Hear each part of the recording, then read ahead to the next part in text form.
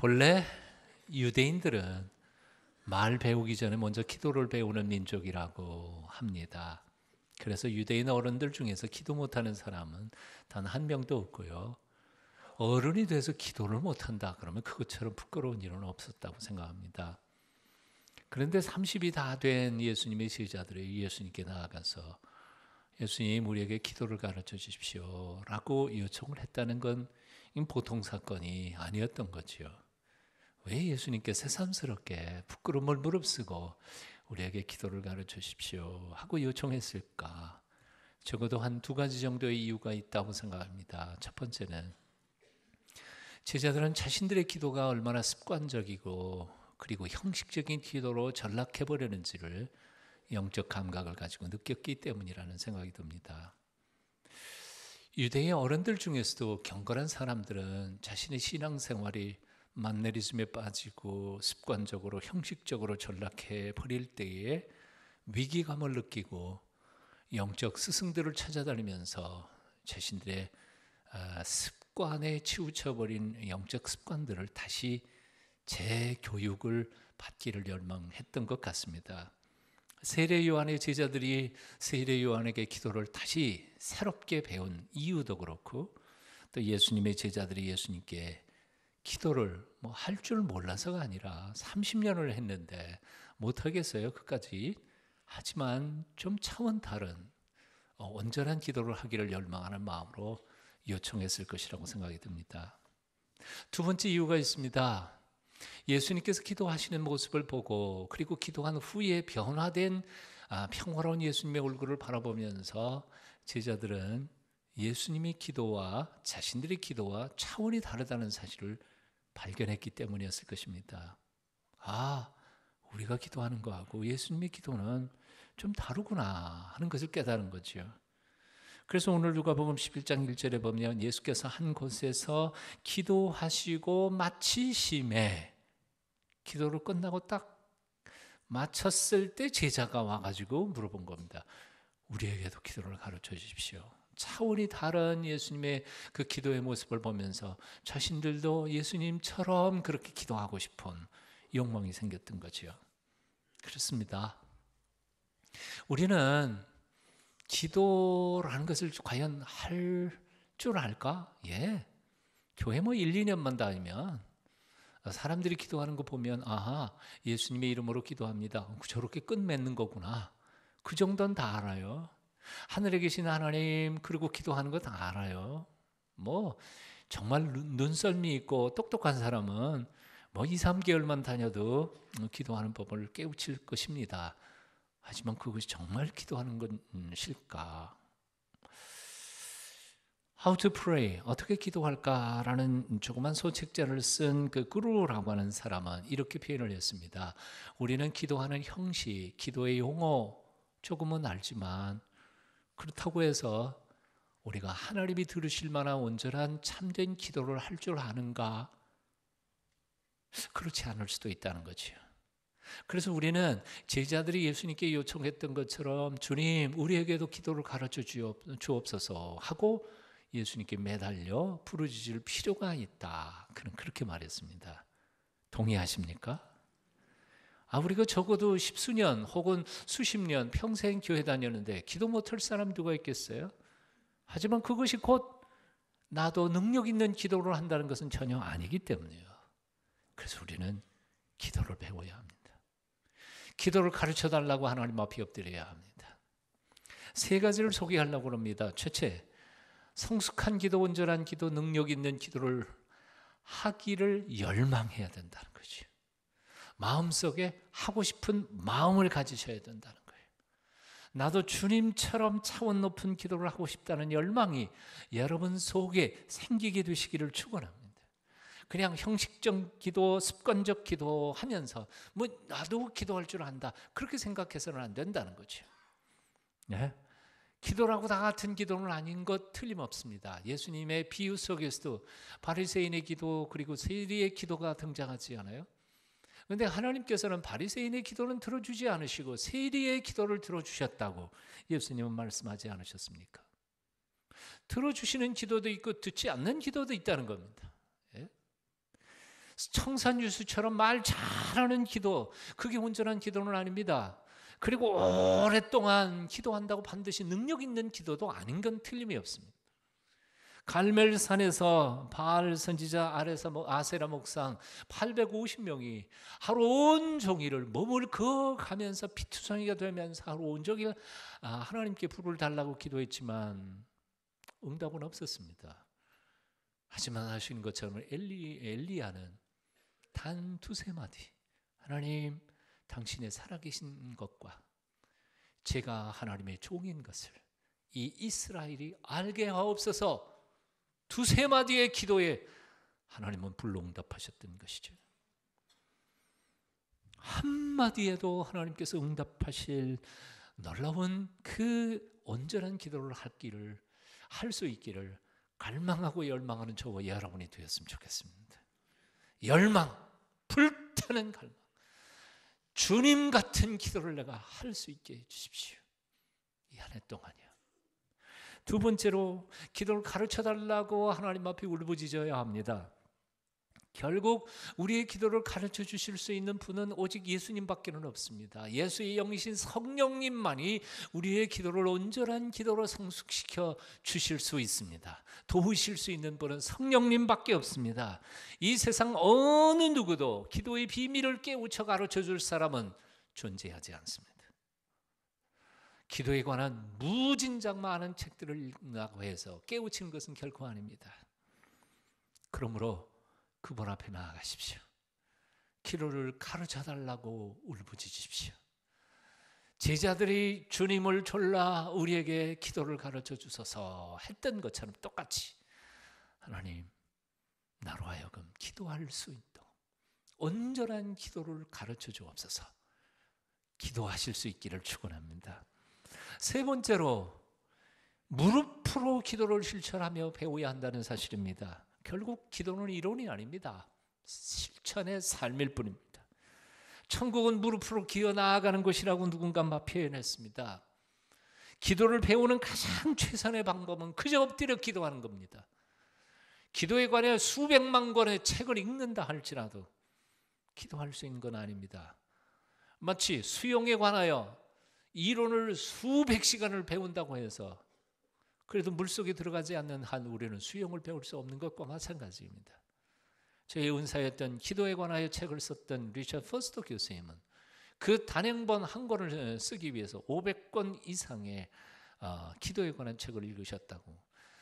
논문에 대해서는 수천만 논문을 읽었지만 실제로 그 기도라고 하는 책 속에 쓰여진 그 기도의 형식과 내용들은 단 한 번도 자기가 실천해서 응답받지 않은 기도에 대해서는 적어놓지 않았다고 고백하는 걸 들었습니다. 자기가 해보지도 않은 것을 쓰는 것은 거짓말입니다. 해보지도 않고 배울 수 있는 방법은 아무것도 없습니다. 기도를 배울 수 있는 가장 최선의 방법은 무릎 꿇고 기도하는 겁니다. 사랑하는 여러분, 올 한 해 매 순간 기도의 무릎을 꿇게 되시기를 축원합니다. 무슨 일을 만나도 하나님 앞에 무릎을 꿇고 그의 도우심을 구하며 그 능력으로 넉넉히 세상을 이겨가는 기도의 사람들이 되시기를 축원합니다. 한번 따라해 보실래요? 어떤 일보다 잠깐만요. 어떤 일도 기도보다 앞서지 않게 하소서. 어떤 일도 기도보다 앞서지 않게 하소서. 기도 먼저 하고 반드시 일을 추진하게. 또 따라해 보시겠습니다. 기도하면서 일하게 하소서. 기도하면서 일하게 하소서. 다시 또요. 일 끝난 후에도 기도하게 하소서. 네, 그렇습니다. 기도하고요. 일 시작하고요. 일하면서 기도하고요. 일 끝난 후에도 그 결과도 하나님께 맡겨드리는 기도하는 사람들. 사람이 마음으로 자기의 길을 계획할지라도 그 걸음을 인도하는 자는 여호와시라고 사문에서 말했습니다. 우리가 노력하고 땀 흘린다고 그게 반드시 열매 맺으란 보장은 세상에 없더라고요. 예? 정말 수고하고 땀 흘렸는데 헛수고할 때가 참 많더라고요. 결국 그래서 뭐예요? 일 끝난 후에도 하나님 앞에 맡겨드립니다. 제가 할 일은 다 했습니다. 이제부터는 당신께서 책임져 주십시오. 맡겨드리는 기도가 필요합니다.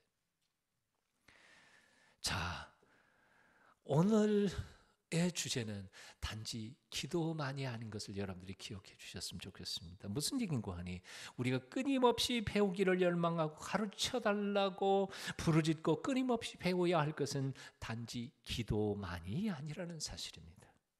무슨 말인고 하니 우리들의 신앙생활을 정직하게 돌아보면 우리는 잘 아는 것 같아도 잘 하는 것 같아도 실상은 잘 못하는 일들이 너무 많더라는 겁니다.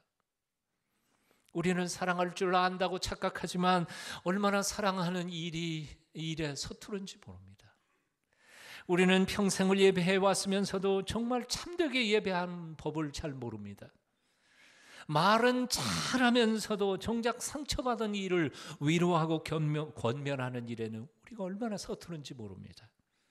봉사하는 것도 가르치는 것도 협력하고 함께 일하는 것도 우리는 잘 못합니다. 신앙생활하면서 우리는 아는 것은 많은 것 같은데 정작 실제로 하다가 보면 너무너무 우리가 모른다는 사실을 깨닫습니다. 우리는 그래서 끊임없이 배워야 합니다. 끊임없이 하나님 앞에 물어야 합니다. 어떻게 해야 되지요? 가르쳐 주세요. 사랑하는 법을 배워야 하고 잘 말하는 법을 배워야 하고 함께 일하는 법을 배워야 하고 권면하고 위로하는 법을 배워야 하고 섬기고 봉사하는 것도 배워야 합니다. 연약한 이들을 도와주는 것도 상처 주지 않고 도와주는 법도 배워야 합니다. 저는 예전에는요, 돈만 있으면 남 도울 수 있다고 생각했어요. 근데 돈 가지고 돕는데 오히려 그들에게 상처만 주고 돌아서는 경우들이 굉장히 많다는 사실을 발견했습니다. 돈 주고도 욕먹어요. 물건 사다 주고도 욕먹어요. 그들이 자존심 상하지 않게, 상처받지 않게 그들과 함께 더불어 그들을 나누고 도우면서 사랑한다는 것은 결코 쉬운 일은 아닙니다. 그것도 배워야 합니다.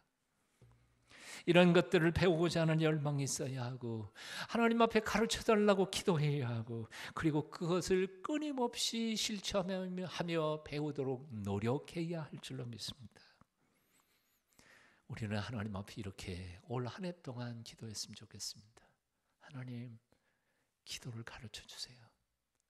사랑하는 법을 가르쳐 주세요. 예배하는 법을 가르쳐 주세요. 함께 일하는 법을 가르쳐 주세요. 용서를 가르쳐 주세요. 성숙한 사랑의 비법을 가르쳐 주세요. 그러면서 성숙해가는 저와 여러분이 되어야 하겠습니다. 동순교회 창립 61주년 이제 첫 출발을 하고 있습니다. 정말 우리는 60년만큼 성숙한 교회를 만들어 가고 있는가 정직하게 우리 자신을 돌아봅니다. 교회 사이즈는 커졌고 예배당도 멋져졌습니다. 하지만 정말 우리 교회는 하나님이 기뻐할 만한 성숙한 교회인가? 여러분, 교회란 무엇일까요? 헬라어로 에클레시아, 교회입니다. 그런데 그 에클레시아라는 말은 세상에서 밖으로 불러냄을 받은 자들의 모임이라는 뜻입니다. 그 속에는 건물이라는 의미가 하나도 없습니다. 예배당 건물이 교회가 아닙니다. 사이즈도 아닙니다. 에클레시아, 교회란 바로 사람입니다. 저와 여러분이 동순교회입니다. 믿으세요? 그러니까 성숙한 교회란 뭐냐 하면 저와 여러분이 성숙하지 않으면 이 교회는 성숙하지 않은 겁니다. 교회 건물의 아름다움이 아닙니다.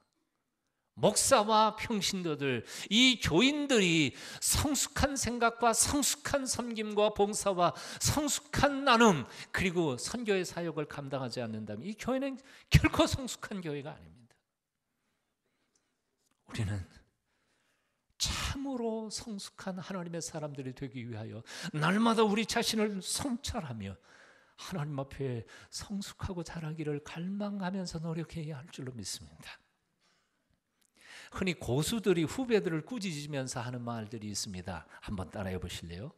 자네는 기본이 안 돼 있네. 속이 캥기니까 대답을 잘 알아 못하세요. 다시 한 번 더. 자네는 기본이 안 돼 있네. 기본부터 다시 하게. 와, 이게 뼈 아픈 얘기지만 정말 중요한 얘기예요. 목사의 기본 안 돼 있으면 목회 못해요. 그리스도인의 삶의 기본이 안 돼 있으면 그는 교회를 부흥시키기보다는 교회를 오히려 어지럽게 만들어요. 기본이 안 돼 있는 사람은 노력해도 대성할 수 없어요. 모든 게 다 그래요. 학문의 세계도 기본이 딱 껴있는 사람은 공부하면 할수록 실력이 늘게 돼 있어요. 그런데 기본이 안 갖춰져 있는 사람 아무리 노력해도 안 돼요. 안 된다고요.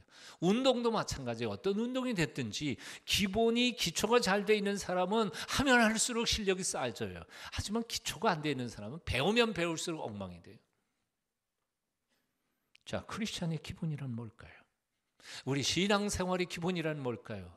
교회의 기본이란 뭘까요? 간단합니다. 하나, 예배입니다. 예배. 새롭게 하소서라는 기도 제목으로 한 해를 시작하면서 새롭게 해야 할 것들도 무진장 많고 새롭게 다시 배워야 할 것들도 너무너무 많지만 그 중에도 가장 기본이요 기초요 가장 새롭게 해야 할 것이 있다면 바로 예배입니다. 그래서 우리는 하나님 앞에 이렇게 기도해야 합니다. 하나님, 예배를 가르쳐 주세요. 어머니 뱃속에서부터 내가 예배당 다녔고 예배드렸지만 정작 하나님이 기뻐하실 만한 온전한 예배, 능력 있는 예배 어떻게 드리는지 잘 모르겠습니다. 가르쳐 주세요. 기도할 때 성숙한 예배를 드리는 교회가 될 때 이 교회를 통하여 하나님이 기뻐하시는 일들을 많이 하실 줄로 믿습니다.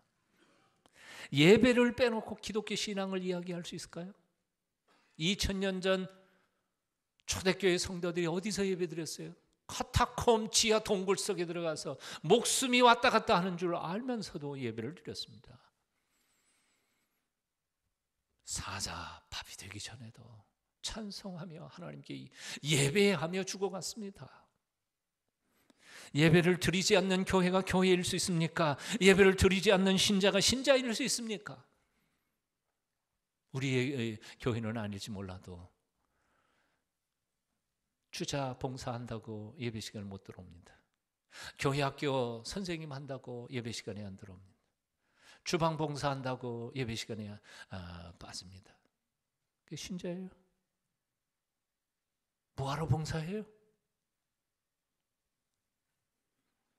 예배는 기독교 신앙의 핵심이요 요체요 골자요 모든 것입니다. 예배는 기독교 신앙의 기본이요 기초요 전부입니다. 지렁이가 땅속을 기도록 지어졌듯이 독수리가 창공을 날아 오르도록 지어졌듯이 하나님의 사람들은 하나님께 예배하도록 부름을 받은 존재들입니다. 하나님이 왜 430년 동안 애굽 노예 생활을 하던 이스라엘 백성들을 불러내셨습니까? 출애굽기를 보니까 이유는 딱 하나밖에 없었어요. 예배 받으시려고. 하나님께 섬기는 백성 되게 하려고. 민수기의 이스라엘 백성들이 장막 치는 법을 보십시오. 12지파가 동서남북 3지파씩 딱 진을 치고는 그 한복판에 무엇이 있었나요? 성막이 있었습니다. 성막. 예배 중심의 백성이 이스라엘 백성들이었습니다. 천국이란 어떤 것입니까? 계시록 4장에 보니까 천국은 영원 무궁토록 하나님께 예배하는 곳입니다. 그러니까 예배하기 싫은 사람은 천국 가봐도 지겹기만 할 거예요. 그러니까 이후에 천국 가서도 지겹지 않으시려면 지금부터 즐기세요. 네? 예배를 기뻐하세요. 웨스트민스터 요리문답 소요리문답 제1번에 보면 인간의 가장 중요한 목적은 하나님을 영화롭게 하는 것이며 그 하나님을 영원토록 즐거워하는 것이다 라고 되어 있습니다.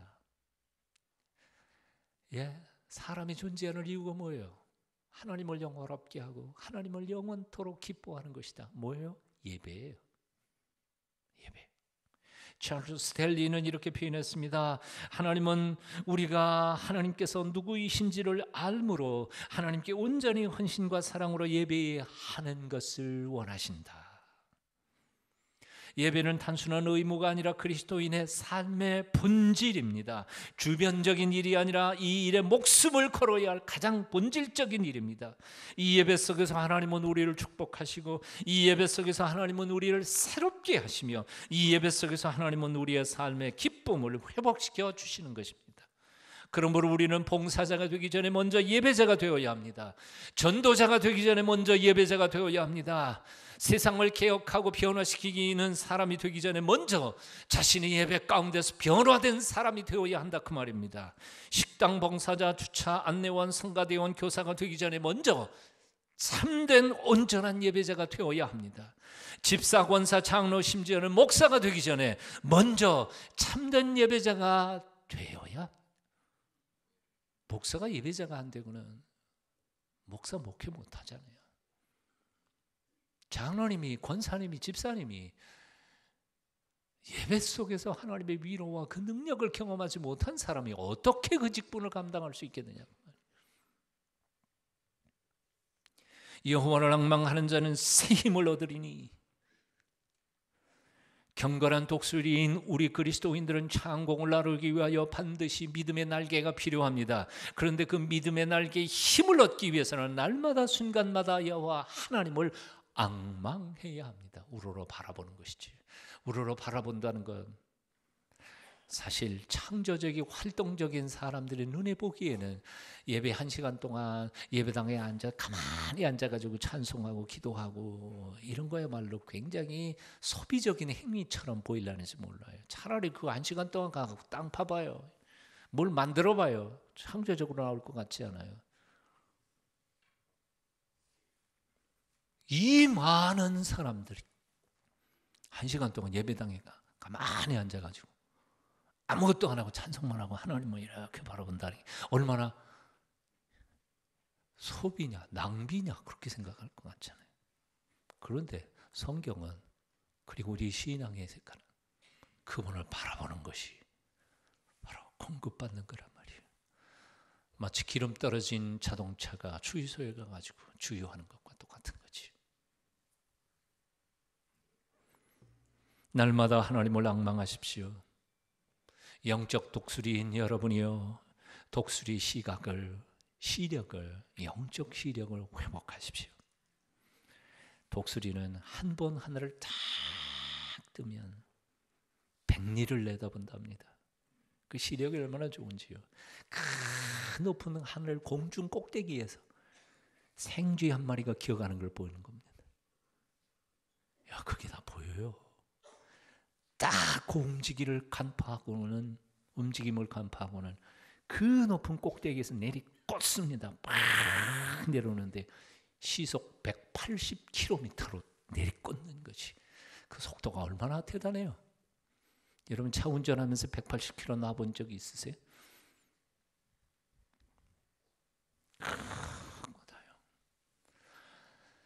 2013년 이 한 해 동안 예배 가운데 여러분의 영적 시력이 회복되시기를 축원합니다.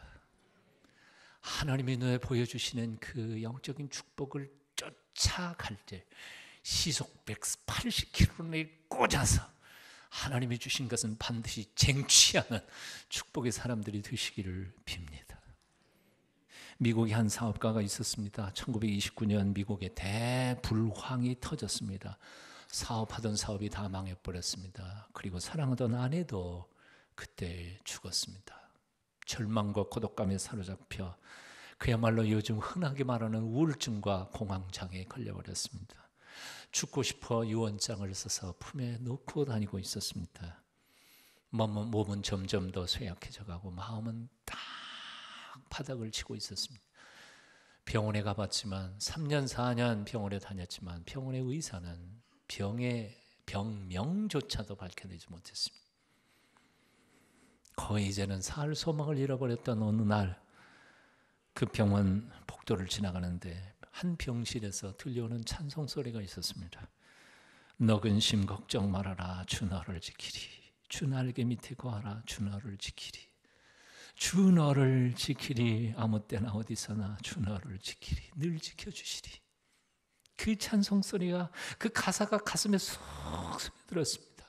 그리고 하나님이라는 분을 만나기를 갈망하는 마음이 생겼습니다. 예배라는 것이 드리고 싶었습니다. 그래서 예배당에 찾아가서 예배를 드리는 중에 하나님을 마음속에 모셔드리고 새로운 소망 가운데 새로운 인생을 시작하게 됩니다. 사업을 다시 시작해서 세계적인 백화점 왕이 됩니다. 그 백화점 이름이 유명한 J.C. Penney라고 하는 백화점입니다. 미국 가보신 분들은 미국 전역에 걸쳐 있는 J.C. Penney 아마 백화점 보셨을 겁니다. 놀라운 것은 페니는 자기 이름이고요. J.C.가 뭘까 저는 궁금했는데 Jesus Christ Penney예요. 예수 그리스도 그분을 앞세우고 자기 이름은 뒤에다 붙이고 J.C. Penney 백화점. 사랑하는 여러분, 올 한 해 예배에 목숨을 거십시오. 예배 시간에 절대로 늦지 마세요. 절대로 늦지 마세요. 30분 전에 오셔서 15분은 올겐 소리를 들으면서 마음 기도하고요. 나머지 15분 동안은 이제 2월달부터 찬양할 거예요. 찬양. 우리는 찬양할 거예요. 예배 전에 뜨겁게 하나님 앞에 찬양의 제사를 올려드리면서 예배를 기대하는 마음으로 예배 드릴 때 하나님께서 예배가 회복된 사람들의 가정을 회복시키시고 직장을 회복시키시고 인생을 회복시켜 주실 줄로 믿습니다. 기도하겠습니다.